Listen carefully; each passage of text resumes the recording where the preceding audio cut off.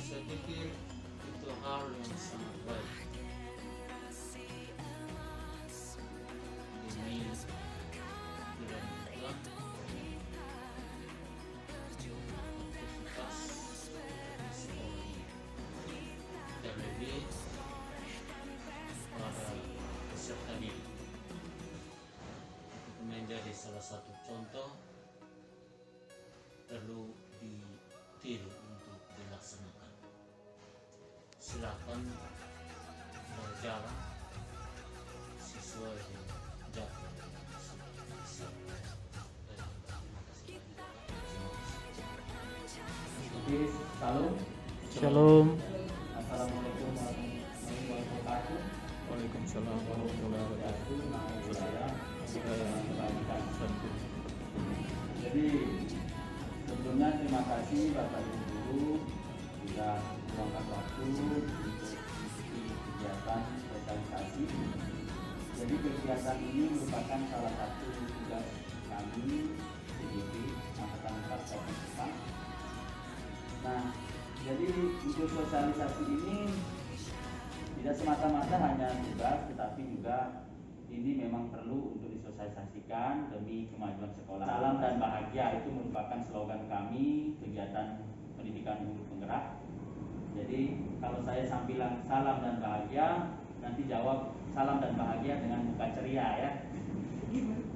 Karena begitu saya harapkan Bapak Ibu Guru ikut sosialisasi ini dalam keadaan bahagia gitu ya. Bukan karena terpaksa atau bagaimana, tapi dalam keadaan bahagia ya. Oke, Bapak Ibu Guru, salam dan bahagia. Salam dan bahagia. Nah, budaya positif ya. Jadi budaya positif itu sebenarnya apa sih urgensi dari menciptakan suasana positif di lingkungan sekolah ya, terutama di sekolah kita di SMA 1 Fatuli. Mungkin Bapak Ibu Guru pertanyaan ini bisa Bapak Ibu Guru pikirkan ya, apa sebenarnya urgensi kita untuk menciptakan suatu, kenapa sih harus menciptakan suasana positif itu di lingkungan sekolah? Menciptakan suasana positif yang itu mempengaruhi emosi ya, ataupun psikis dari murid ya, dari murid. Nah, sehingga nanti murid menjadi siap dalam sikap maupun keterampilan. Jadi itu yang pertama. Yang kedua itu suasana positif di lingkungan sekolah juga memungkinkan anak-anak lebih leluasa mengembangkan potensinya. Ada 6 konsep murid disiplin. Nah, siapakah yang bisa mendisiplinkan murid? Apakah guru atau kepala sekolah ataukah orang tua atau murid itu sendiri? Jadi mengapa? Jadi Bapak Ibu Guru, jadi pertanyaan ini kita akan bisa jawab ya, ketika kita bisa memahami apa sih disiplin positif dan motivasinya apa. Jadi Bapak Ibu Guru, mungkin ketika kita mendengar kata disiplin, apa sih yang terbayang di benak Bapak Ibu Guru? Jadi Bapak Ibu biasanya pikirkan ya, ketika mendengar kata disiplin. Berkelakuan sesuai dengan aturan yang ada. Iya, disiplin itu dengan aturan ya, tata tertib. Bahkan ada juga yang menghubungkan kata disiplin itu dengan hukumannya. Pasti berhubungan kan? Padahal itu sangat berbeda Bapak Ibu ya. Sangat berbeda untuk kata disiplin itu. Jadi untuk disiplin dengan hukuman itu sangat berbeda. Jadi justru hukuman itu merupakan salah satu alternatif terakhir ya, alternatif terakhir. Bahkan kalau perlu tidak digunakan sama sekali hukuman untuk mendapatkan kepatuhan.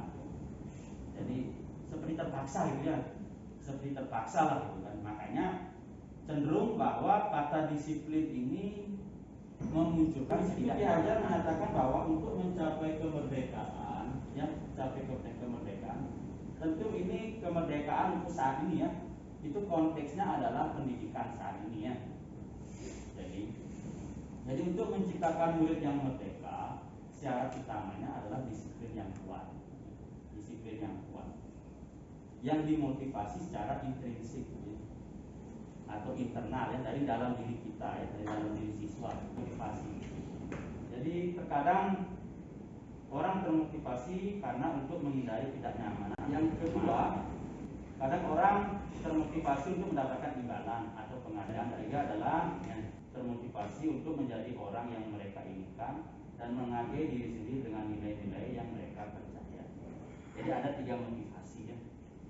3 motivasi. Dari disiplin positif itu adalah menanamkan ini ya, menanamkan motivasi. Jadi Bapak Ibu guru, kenapa sih namanya keyakinan kelasnya? Padahal di sekolah ada peraturan kelas gitu ya.